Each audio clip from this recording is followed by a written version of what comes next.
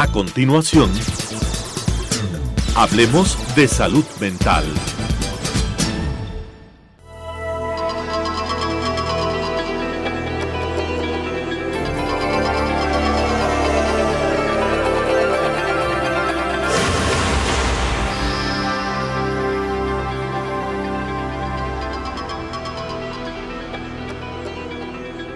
Señoras y señores, muy buenos días, bienvenidos a que hablemos de salud mental. Señores televidentes, buenos días, nuevamente en su programa Hablemos Salud Mental, el primer programa del año. Primer programa del año, espero que todos ustedes hayan disfrutado de estas fiestas dicembrinas, tanto de Navidad como de Año Nuevo, que los propósitos de este año sean todos cumplibles y cumplidos, que logremos hacer una familia mejor, un país mejor.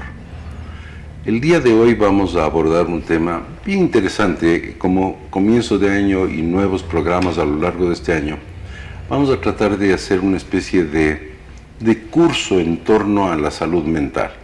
Y todo curso tiene que empezar por el principio, y el principio es ¿qué es una enfermedad mental o qué es un trastorno mental?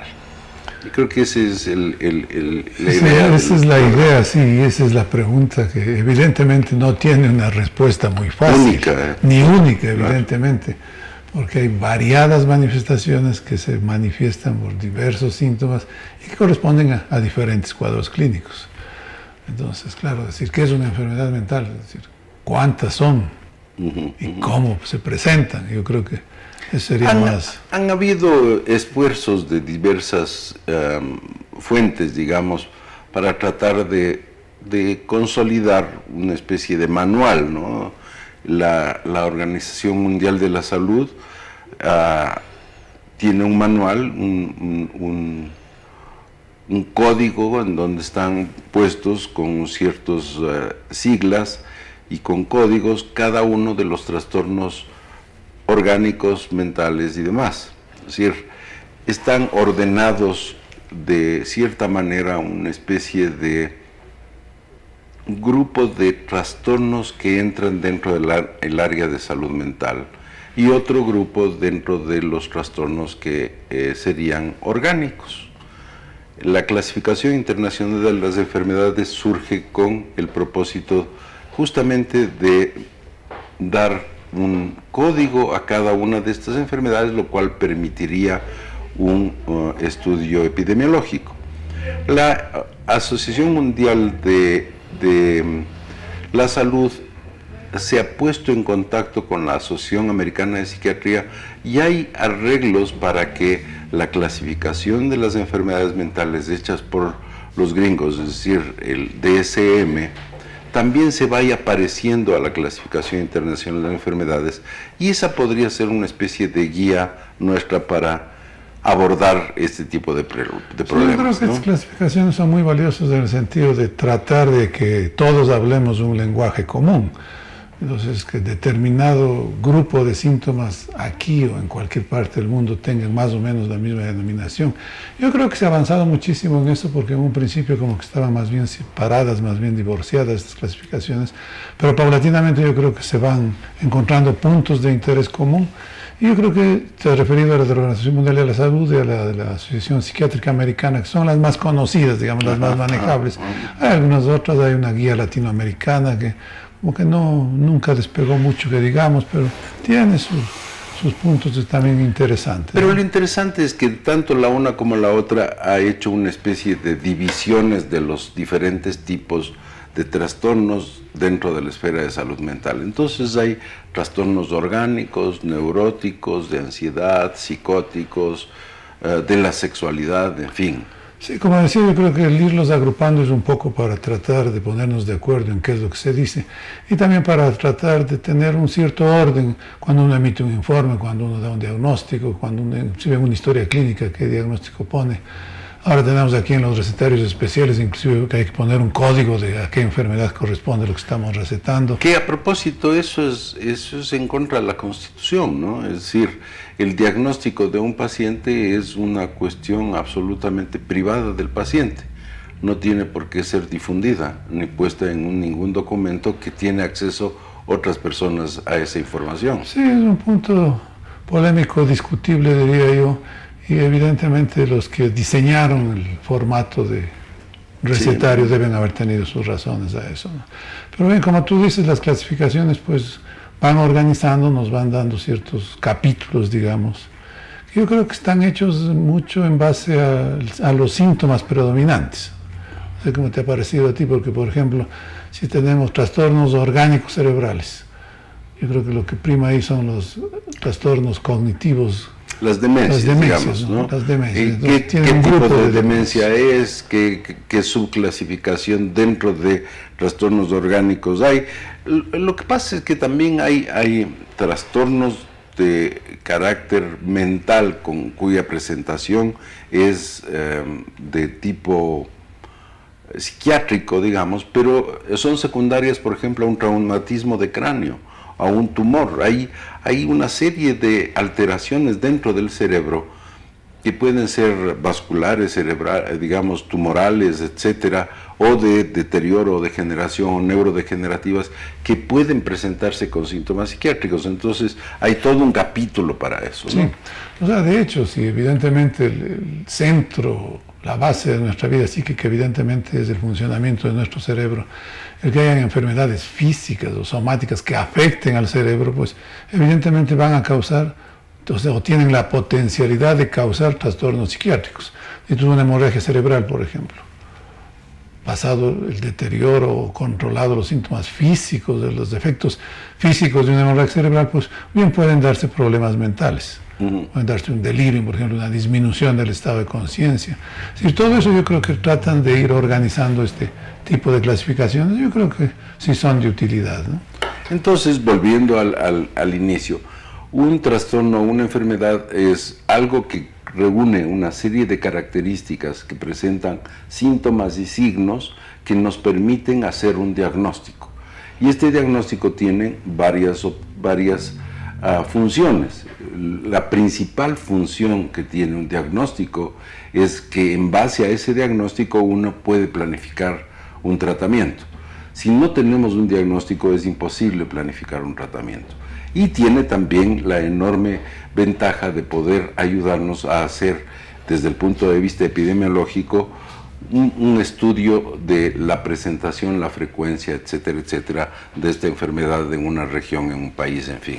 Sí, un punto interesante que incluye lo que se llaman criterios de inclusión y de exclusión. Es decir, a ver, si usted tiene tal y tal y tal cosa, piensa en tal enfermedad, siempre y cuando no tenga este otro y este otro. Entonces yo creo que nos afinan el diagnóstico desde dos vertientes, ¿no? Desde lo positivo y lo negativo, podríamos decir. O sea, lo que apoya el diagnóstico y lo otro que tiene que estar ausente para también apoyar ese diagnóstico. Si es que está lo uno o lo otro no cumplen esos requisitos, pues uno tiene que pensar en qué otra cosa puede ser. Ahora, desde nuestro punto de vista, desde el psiquiatra, que digamos, es una rama de la medicina, pero que tiene ciertas peculiaridades, ¿en qué basamos nuestro diagnóstico? Para llegar al diagnóstico de tal o cual enfermedad o descartar tal o cual enfermedad, tenemos que hacer primero una entrevista. La entrevista psiquiátrica yo creo que sigue siendo uno de los pilares fundamentales en términos de camino al diagnóstico. Una buena entrevista psiquiátrica es la que va a permitir descartar, incluir y demás una serie de elementos que nos podrían guiar hacia un diagnóstico.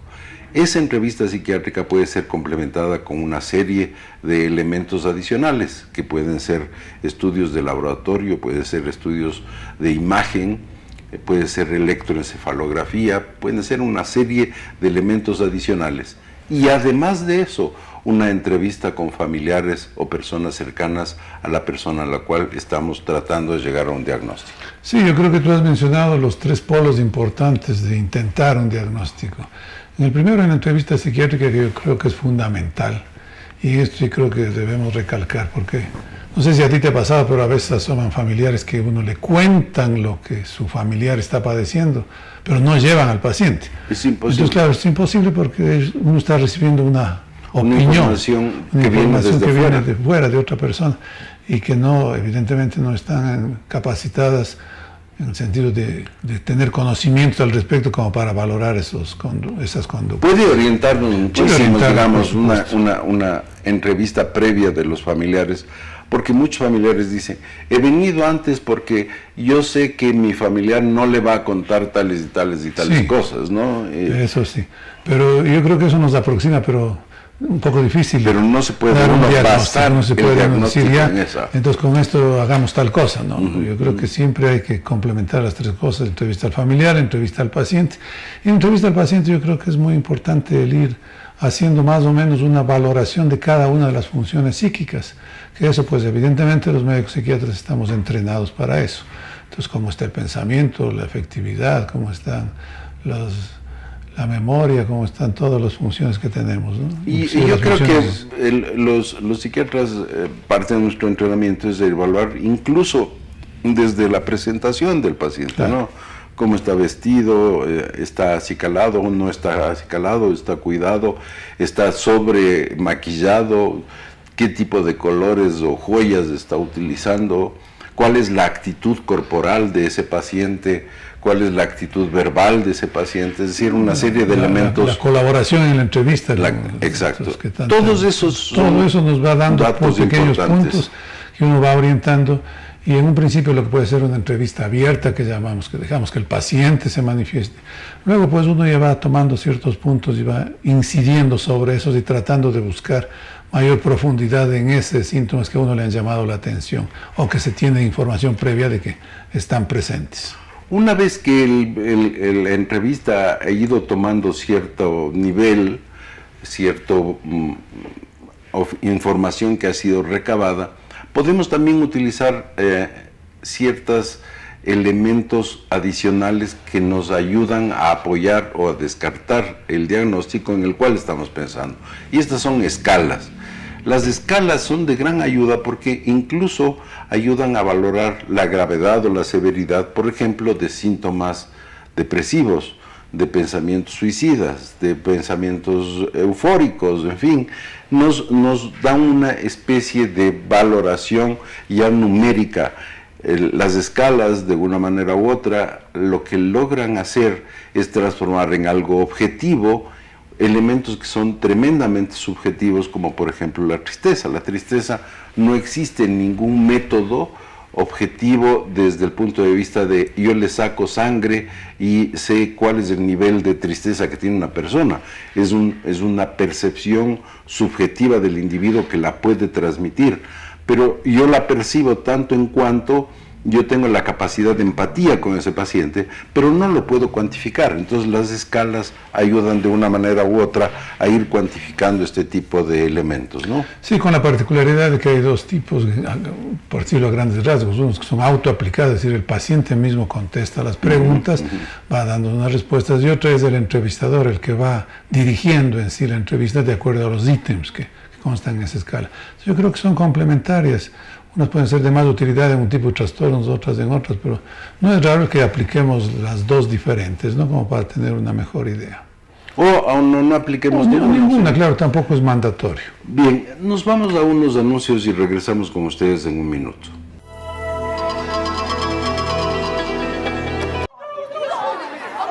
No me digas que quieres ayudarme, Oh, solo dámelo. tranquila. ¿Tranquila? ¿Qué tranquila ni Estás que nada? armando Tú lo un tienes. escándalo, un escándalo. No tendría que gritar si me lo das y dejas de parecer un criminal. Yo no tengo tu teléfono. Ay, no por tengo Dios, tu mírate celular. bien. ¿Qué le ofreces ¿Soy al mundo? ladrón por el uniforme? Ay, por favor. De toda la gente que está aquí. ¿Por qué me acusas? Yo Lo no fui. siento, amigo.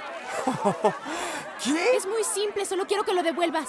¿Tú me viste? ¿Me Oye, viste? yo sé que tú lo tienes. ¿Dónde están tus Obsérvate testigos? bien, obsérvate ¿Tus bien. testigos? ¿Qué? ¿Dónde? ¿Dices que me viste tú? ¡Oye! Dejaste esto en el baño.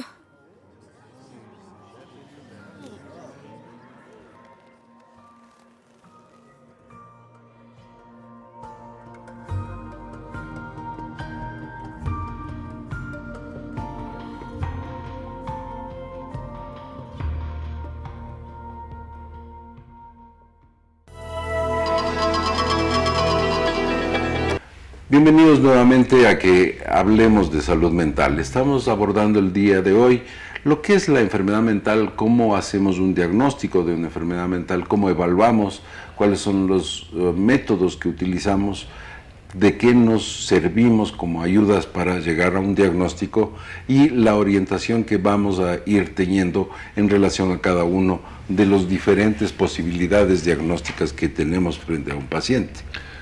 Hace un momento tú mencionabas la importancia de la entrevista con la familia. Yo creo que cobra especial importancia cuando logramos o intentamos al menos hacer un corte biográfico de ese paciente. Entonces, a ver, desde cómo era antes, cómo ha sido su desarrollo conductual, en lo posible, lo más fiel posible, ¿no? Y evidentemente, desde cuando se ven cosas o la familia nota actitudes o conductas, comportamientos que no han sido los habituales. Por eso mismo llaman la atención, porque antes no los tenía. Yo creo que es un punto muy importante para tratar de diferenciar el comienzo o el desarrollo de múltiples trastornos. Yo creo que eso siempre deberíamos intentar tener un corte longitudinal, un corte biográfico de ese paciente y contrastarlo en cambio ya cuando empiezan los trastornos o los síntomas que pueden ser más fáciles de identificar, ¿no? Y esto es de vital importancia porque el momento de hacer la historia clínica de carácter familiar, por ejemplo, podemos saber si ese niño nació o no nació con forceps, por ejemplo, si habló rápidamente, si su motricidad fue desarrollándose rápidamente o le tomó más tiempo de lo normal, caminó, habló, motricidad fina, etcétera. Son datos importantes. ¿Cuál era el comportamiento social de ese niño cuando fue a la escuela o en el colegio? ¿Cuáles eran las formas de relacionarse con personas de la misma edad, con otras personas de mayor edad o de menor edad? En fin, datos del comportamiento que los familiares pueden aportar y que son fundamentales para cierto tipo de diagnósticos. Y lo que decía el doctor Gallegos en relación a edades es importantísimo.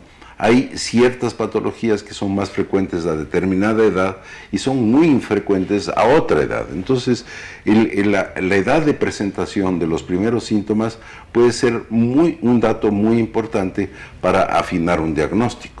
Sí, inclusive lo que tú mencionabas desde el nacimiento, yo diría que inclusive desde antes del nacimiento, el tratar de recabar datos de cómo fue producto de qué embarazo, qué complicaciones hubo. Y si vamos más atrás todavía, caemos en aquello de todos los antecedentes familiares, que evidentemente claro, yo creo que son de vital importancia, ¿no? Sí, no porque sean hereditarias buena parte de estos trastornos, sino porque sí significan una carga familiar, un peso, una predisposición para ese tipo de conductas o de trastornos. Claro, la carga familiar, especialmente en cierto tipo de trastornos, es importante. Basta mencionar depresión, bipolaridad, esquizofrenia, trastorno obsesivo-compulsivo, trastorno de pánico, al parecer tienen una carga genética importante. Ya se mencionó, no son hereditarias, pero la presencia de familiares que tengan este grupo de enfermedades abre la posibilidad a mayor posibilidad o vulnerabilidad de presentar este tipo de trastornos. En psiquiatría no se ha encontrado hasta este momento unos marcadores genéticos que digan esto va a dar tal cosa, pero sí hay niveles de sensibilidad en algunos genes que comparten ciertas características y que llevan a afinar diagnósticos también. Sí, yo creo que todos estos elementos se van juntando en lo que habíamos mencionado hace un momento, en la entrevista a la familia, en la entrevista al paciente, y yo creo que son de mucha utilidad para enfocarnos al diagnóstico. Y evidentemente el examen de funciones mentales en el paciente, que muchas veces pues nos encontramos con que esto no es muy fácil, pacientes muy suspicaces, pacientes muy reticentes a comentarnos ciertas sensaciones o ciertas actitudes que han tenido, y ahí es cuando podemos contrastar más fácilmente, o nos es de más utilidad el contrastar con la información que hemos recibido previamente, ¿no? Entonces, estos elementos que nos ayudan en el diagnóstico también ayudan a irnos orientando dependiendo de esto es una cosa que tiene una carga orgánica muy importante, o esto no tiene una carga orgánica tan importante, pero tiene una carga genética importante, o esto tiene una presentación de esta edad en donde cierto tipo de trastornos son más frecuentes y los síntomas que nos va a dar el paciente son fundamentales. Entonces, ahí podemos ya definir si esto se trata de una cuestión de carácter orgánica o de carácter funcional. Cuando hablamos de funcional es que no hay una base orgánica muy clara que nos esté demostrando de que ese trastorno se debe a una alteración orgánica del cerebro, al menos macroscópica, digamos, ¿no? O sea, grande. Algo que podamos ver. Algo que podamos ver, que se pueda sacar en una radiografía, en una resonancia magnética, en una tomografía. Eso sí podemos hacer con las demencias, por ejemplo, o la presencia de un tumor, pero no lo podemos hacer con depresión. Una depresión en unos rayos X del cerebro van a ser absolutamente idénticos a cualquier persona que no tenga depresión, pero nos va a ayudar a descartar la posibilidad de elementos orgánicos. Claro. Entonces, las divisiones de los funcionales o no orgánicos vendrían en las áreas del afecto, en las áreas del pensamiento, en el área de la ansiedad. Y para complementar lo que estabas mencionando respecto a las edades, que si bien hay enfermedades que se presentan en ciertos grupos etarios mayoritariamente, yo creo que también tenemos que tomar en cuenta el asunto de género. Si hay una serie de trastornos que como que son más frecuentes, o al menos los datos epidemiológicos nos dicen que se consulta con mayor frecuencia en hombres que de lo que se consulta en mujeres, o viceversa, ciertos trastornos que se ven con más frecuencia en mujeres y con menos frecuencia en hombres, ¿no? Eso también puede ser relativo y tiene sus gente que apoya y gente que no lo apoya, pero yo sí creo que es algo que sí estamos viendo. Y claro, también los elementos de carácter cultural, ¿no? Lo que en una cultura podría ser anormal o fuera de lo normal, para no utilizar anormal, en otra cultura podría ser la cosa más corriente. Entonces, los elementos culturales, históricos y demás tienen mucho que ver. Y justamente todas estas consideraciones son las que se topan en estos manuales que habíamos presentado, que habíamos mencionado en un principio, ¿no? Entonces, también ciertos criterios, como decíamos, de inclusión, otros de exclusión, y también tomar en cuenta la edad, tomar en cuenta el género, tomar en cuenta el aspecto cultural, en donde se ha desarrollado. Entonces, toda esa serie de cosas nos van configurando el poder arribar a un diagnóstico y decir, parece que estamos por este lado. Y algo que ya habíamos mencionado o iniciado hace un momento es, ¿en dónde está la mayor cantidad de síntomas de este paciente? ¿En dónde está produciéndose la alteración del paciente? Es en el área afectiva, y cuando hablamos de área afectiva no estamos diciendo de si quiere o no quiere, o de ama o no ama, sino el comportamiento desde el punto de vista de cómo me siento bien, me siento mal, afectivamente tengo la capacidad de sentirme bien, de estar contento, mi afecto está subido y tengo un estado eufórico, o tengo un afecto que está decaído y eso se parece a la tristeza y es depresión. Entonces, la evaluación del afecto nos lleva hacia todos los trastornos de carácter afectivo. La evaluación del pensamiento nos lleva o descartamos alteraciones del pensamiento, como la psicosis, en donde hay básicamente una alteración de la forma de pensar y del contenido del pensamiento. Claro, evidentemente que no podemos muchas veces dividir a rajatabla esto, ¿no? Entonces, como las funciones mentales son interrelacionadas y el funcionamiento mental de la persona es uno, lo que tenemos que tratar de identificar es lo que diríamos el síntoma primordial, el más importante, que puede estar modificando a las otras funciones. Si, por ejemplo, perfectamente una alteración del afecto puede modificar también en parte el pensamiento, pero también ¿cuál sería ahí el primordial? El afecto del pensamiento. Es decir, todas esas disquisiciones que no son muy fáciles y que evidentemente derivan del conocimiento y de la preparación del profesional, pues todo eso va configurando. De ahí que hay muchas veces en que uno dice, después de una primera entrevista, pues queda un diagnóstico en estudio, ¿no?